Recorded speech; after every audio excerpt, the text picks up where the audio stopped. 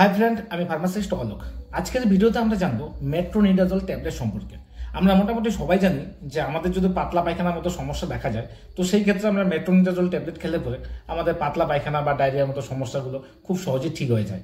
আর এই metronidazole ট্যাবলেটটা normally দেখা যায় যে আমাদের পাতলা পায়খানা ডায়রিয়ার সমস্যা হয় যদি, তারপর যদি আমরা হসপিটালে যাই, যে কোনো সরকারি হসপিটালে, তো সেই ক্ষেত্রে আমাদেরকে বেশিরভাগ ক্ষেত্রে মেট্রোনিডাজল ট্যাবলেটটাকে খাওয়ার পরামর্শ দিয়ে থাকে। কিন্তু এই মেট্রোনিডাজল ট্যাবলেট শুধু যে পাতলা পায়খানা বা ডায়রিয়ার ক্ষেত্রে ব্যবহার করা হয় এরকম না, কেননা এই ট্যাবলেটটা হলো এক ধরনের ব্যাকটেরিয়া ইনফেকশনের ক্ষেত্রে খুব ভালো কাজ করে। তার মানে আমাদের শরীরে যে কোনো ধরনের ব্যাকটেরিয়া সংক্রমণের ক্ষেত্রে এই ট্যাবলেটটা আমরা ব্যবহার করতে পারি।